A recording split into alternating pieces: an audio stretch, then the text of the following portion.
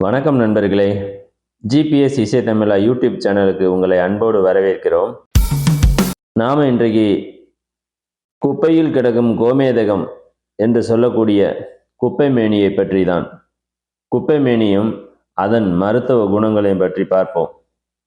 நீங்கள் நம்ம சேனலை முதல் முறையாக பார்க்குறீங்கன்னா சப்ஸ்கிரைப் பண்ணிவிட்டு கூடவே அந்த பக்கத்தில் இருக்க பெல் ஐக்கானை கிளிக் பண்ணி விடுங்க. அப்போ தான் நாங்கள் போடும் வீடியோக்கள் எல்லாம் உங்களுக்கு நோட்டிஃபிகேஷனை வந்து சேரும்.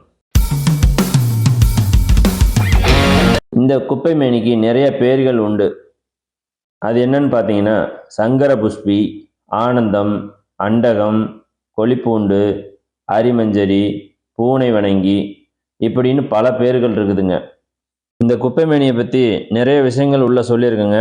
வீடியோவை ஸ்கிப் பண்ணாமல் பாருங்கள், அப்போ தாங்க எல்லாம் உங்களுக்கு புரியும்.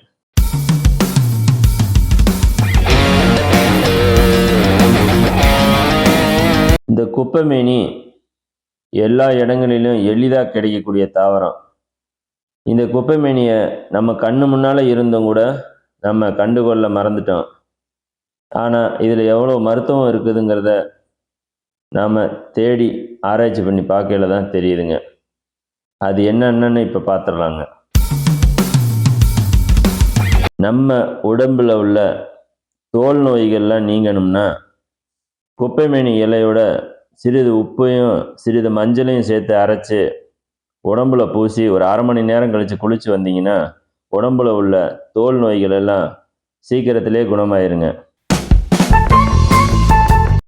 குப்பை மேனியின் வேரை சிறிதளவு எடுத்துக்கொண்டு அதில் 1/4 லிட்டர் தண்ணீரில் காய்ச்சி அதனை குடிக்கும்போது நம் வயிற்றில் உள்ள குடல் புழுக்களை வெளியேற்றிவிடும். படுக்கை புண்கள் என்று சொல்லக்கூடிய புண்கள் ஆற ஒரு சிலருக்கு உடல்நிலை சரியில்லாத வேளைகளில் அவர்கள் படுத்தே இருக்க வேண்டிய சூழல் ஏற்படும். அப்போது அவர்களுக்கு பின்முதுகு பக்கம் படுக்கை புண்கள் வந்துவிடும். இதை சரி செய்ய குப்பைமேனி இலையை விளக்கெண்ணெயில் வதக்கி இளம் சூட்டோடு புண்ணின் மேல் கட்டி வந்தால் விரைவில் புண் ஆறிவிடும். கோழைக்கட்டு சளி சரியாக குப்பைமேனி இலையை சாறெடுத்து வேப்பெண்ணெயுடன் கலந்து மயிலிறகில், தொண்டை அல்லது உள்நாக்கில் தடவி விட்டால் சிறுவயது குழந்தைகளுக்கு வயிற்றில் தங்கியிருக்கும் கோழைக்கட்டு வாந்தி மூலம் வெளிப்படும். இந்த குப்பைமேனியை கீரையாகவும் செய்து சாப்பிடலாம். அது எப்படி என்றால், கீரைகளை மட்டும் ஒரு கைப்பிடி அளவு எடுத்துக்கொள்ள வேண்டும். வடை சட்டியில் சிறிது நல்லெண்ணெய் ஊற்றி சிறிதளவு கடுகு, ஒரு 6 வெங்காயம், சின்ன வெங்காயம், 4 வரமிளகாய் இவை அனைத்தையும் போட்டு வதக்கி, பிறகு கீரையையும் போட்டு வதக்கி சிறிதளவு தண்ணீர் தேவைக்கேற்ப ஊற்றி உப்பு போட்டு 10 நிமிடம் வேக வைக்க வேண்டும். பின்னர் தேங்காய் துருவல் போட்டு இறக்கி சாப்பிடலாம். பெண்களுக்கு ஏற்படும் வெள்ளைப்படுதலையும் மூலபவித்திரம் என்று சொல்லக்கூடிய மூல நோயையும் இந்த குப்பைமேனி சரி செய்கிறது. அது எப்படி என்றால், இந்த குப்பைமேனியை உலர்த்தி பொடி செய்து 1 ஸ்பூன் அளவு எடுத்து அதில் திப்பிலி பொடி சிறிதளவு தேவைக்கேற்ப பசு நெய் சேர்த்து சுண்டக்காய் அளவு காலை மாலை 2 நேரமும் சாப்பாட்டுக்கு முன்னால் சாப்பிட்டு வந்தீங்கன்னா பெண்களுக்கு ஏற்படுற அந்த வெள்ளைப்படுதலும் அந்த மூல நோயும் குணமாகுது. சீக்கிரத்திலே குணமாயிடும். அடிக்கடி ஒற்றை தலைவலி வருபவர்களுக்கும் வேலைப்பளுவின் காரணமாக தலைவலி வருபவர்களுக்கும் இந்த குப்பைமேனி தலைவலியை குணமாக்குகிறது. இந்த குப்பைமேனி இலையை சாறு பிழிந்து தலைவலி உள்ள இடத்தில் தடவினால் தலைவலி காணாமல் போய்விடும். அல்லது குப்பைமேனியை நிழலில் உலர்த்தி பொடி செஞ்சு மூக்கில் உரிய தலைவலி குணமாகும். நமது முகத்தில் உள்ள தழும்புகள் மற்றும் புண்கள் மற்றும் முகப்பருக்கள் ஒவ்வொரு சிலருக்கு அம்மைத்தழும்புகள் இது எல்லாம் நீங்கணும்னா, முகம் பொலிவோடு இருக்கணும்னா, குப்பைமேனி இலையோட சிறிது சோத்துக்கற்றாழை கொஞ்சம் சேர்த்துக்கிட்டு, ஒரு பல் பூண்டு, சிறிது மஞ்சள் தூள் இது எல்லாமே சேர்த்து நல்லா அரைச்சு, தழும்புகள் இருக்கிற இடத்துல, இல்லை புண்ணுகள் இருக்கிற இடத்துல நீங்கள் தொடர்ந்து தேய்ச்சிட்டு வந்தீங்கன்னா, தழும்புகள்லாம் வெகு சீக்கிரமாகவே குணமாயிடும். இந்த பெண்கள் ஒரு சிலருக்கு பார்த்தீங்கன்னா, முகத்தில் தேவையில்லாத முடிகள்லாம் நிறைய வந்திருக்குங்க, ஜென்ஸுக்கு மாதிரியே.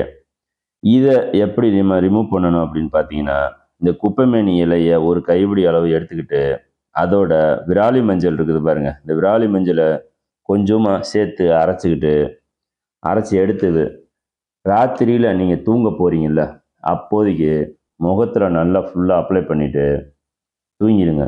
மறுநாள் காலையில் எழுந்திரிச்சு முகம் கழுவிட்டு வந்தீங்கன்னா 2 வாரத்தில் முகத்தில் இருக்க முடியெல்லாம் உதிர்ந்து உங்களுக்கு முகம் அழகாகத நீங்கள் கண்கூடாவே பார்க்கலாங்க.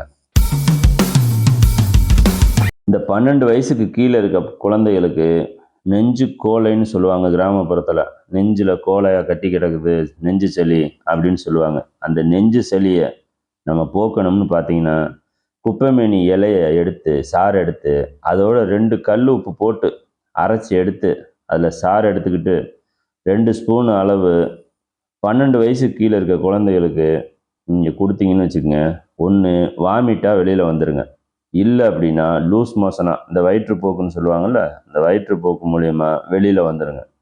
இந்த மாதிரி வெளியில் வர்றதுனால என்னன்னு கேட்டிங்கன்னா, வயிற்றில் இருக்க புழுக்கள்லாம் கொல்லப்பட்டு வயிறு சுத்தமாகி குழந்தையும் ஃப்ரீ ஆகிடுங்க. இதை நீங்கள் செஞ்சு ட்ரை பண்ணி பார்க்கலாங்க.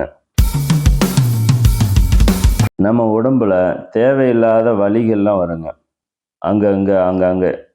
அந்த வலியெல்லாம் நம்ம போக்கணும்னா என்ன பண்ணலாம்னு பார்த்தீங்கன்னா, குப்பைமேனி இலையை 100 மில்லி அளவு எடுத்து சாறு எடுத்து வச்சுக்கணும். எடுத்து பிழிஞ்சு வச்சுக்கிட்டு அதோட 100 மில்லி நல்லெண்ணெய் சேர்த்து நல்லா காய்ச்சி வடிகட்டி வச்சுக்கிட்டிங்கன்னா, நம்ம உடம்புல எப்பப்பெல்லாம் வலி வருதோ அப்போல்லாம் அந்த இடத்துல நீங்கள் தேய்ச்சிக்கிட்டு வந்தீங்கன்னா வலி குணமாயிடுங்க. இந்த குப்பைமேனி இலையை நம்ம ஃபேஷியலாக கூட பயன்படுத்தலாங்க. அது எப்படின்னு பார்த்தீங்கன்னா, இந்த குப்பைமேனி இலை இருக்குது பாருங்க, அதை ஒரு 20 இலையை எடுத்துக்கலாம்.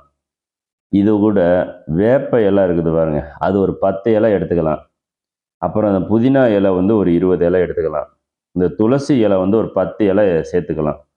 இது கூட கொஞ்சமாக பால் சேர்த்து அரைச்சி எடுத்துக்கிட்டிங்கன்னா, இதோட நீங்கள் பேக் போட போயில தயிர் இருக்குது பாருங்க, தயிர் கொஞ்சம் விட்டமின் மாத்திரை இருக்குது பாருங்க, விட்டமின் இ மாத்திரை, அதை ஒன்று சேர்த்து எல்லாத்தையும் கலந்து முகத்தில் பேக் போட்டிங்கன்னு வச்சுங்க, ஒரு 1 மணி நேரம் நல்லா உடம்புல முகத்தில் சார்ந்த பிற்பாடு முகம் கழுவிட்டு வந்தீங்கன்னு வச்சுங்க, இந்த கரும்புள்ளிகள் இருக்குது, கரும்புள்ளிகள், முக சுருக்கங்கள் இதெல்லாம் நீங்கி முகம் பார்த்தீங்கன்னா பொலிவாயிடுங்க. மாதத்தில் ஒரு 2 வேளை போடலாங்க. போட்டிங்கன்னா முகம் எப்போவுமே முகத்தில் கரும்புள்ளிகளோ இந்த முக சுருக்கங்களோ முகத்தில் எந்த ஒரு இதுவுமே இல்லாமல் முகம் பளிச்சுன்னு இருக்குங்க. இந்த வீடியோவை ஸ்கிப் பண்ணாமல் பார்த்ததுக்கு ரொம்ப ரொம்ப நன்றிங்க. இந்த வீடியோ பிடிச்சிருந்துச்சுன்னா ஒரு லைக் பண்ணுங்கள். கமெண்ட் இருந்தால் கருத்துக்கள் இருந்தால் கமெண்ட்டில் சொல்லுங்கள்.